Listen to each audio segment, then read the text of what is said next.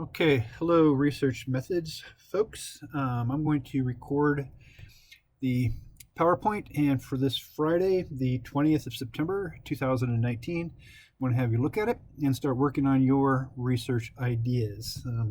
Go ahead and give it a little bit of a delay for when they are due, and I'll talk to you about that on Monday. So, overview of methods. This is what you need to focus on when you're doing your research.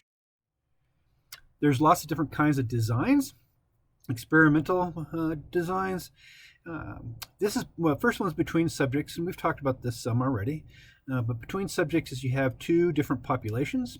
For example, you might have one class versus another class, that kind of idea as far as psychology classes perhaps.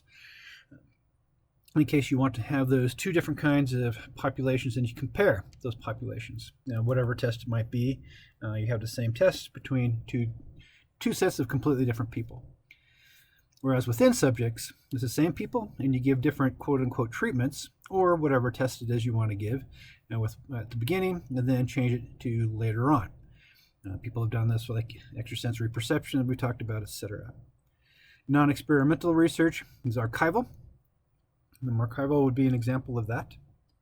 Looking up records from the internet, various things for the Center for Disease Control, all those things have records that you can look at for your experiments.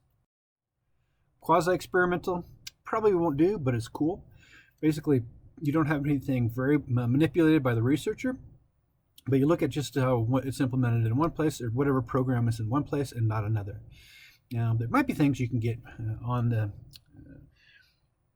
for archival for quasi-experimental, so you can combine those two, archival and quasi-experimental. So that might be something to consider. But look where some program is implemented and not another.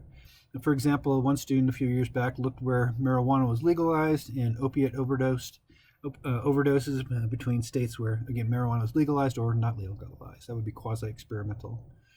Factorial, two or more things, medication, psychotherapy, both or neither. Probably we won't do that unless you want to do gender and major, perhaps like that. So you can have two different factors, gender and major, including so-called, what do they call them? Basics, generals. That can be a major in itself. Correlation, of course, this is going to be what a lot of you do. You have two different things, two different measures, two different tests, and you correlate them between and with each other. Main thing is consider your variables. Where's my laser here?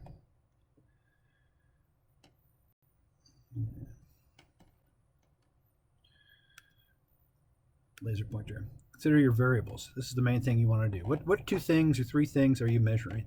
That's going to be the key thing to consider when you're figuring out your final report or your final proposal, rather, final proposal. Observation.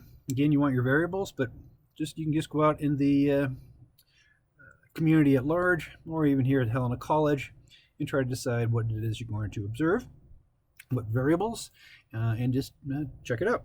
Check out whatever you see. Surveys are just a type of measurement. We'll use those for correlational. Surveys are just something that you make up. We've talked about the scales some already. You won't necessarily, don't worry about the type of survey right now. Just know that you're going to give a survey, all right? Just give a survey. They're generally correlational. Case studies, you just have one or two people.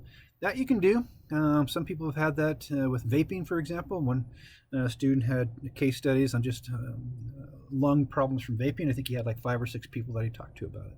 So that would be a case study. You can do that too. It just takes just a few people for a case study.